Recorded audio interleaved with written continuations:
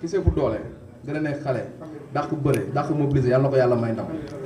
boobu doole nga wax de ak ni mu doole nii. dama ne la waaye dëj da ko gën dama ne la force ak masse bokkul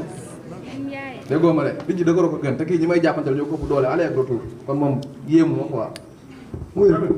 moo mën moo ëpp doole moo gën a nekk xale moo ëpp jàppale moo ëpp lépp man awma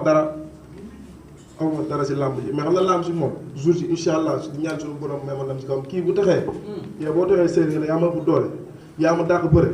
loolu say waxi bopp la mais ñu ma xam dëgg ak masilan ba si Modou Baye Fall mi lay jàpp ne tey jii moo la jox kele bi loolu ñoom xam nañ bu baax kii mbay xanaa la làmb nag moo waxul dëgg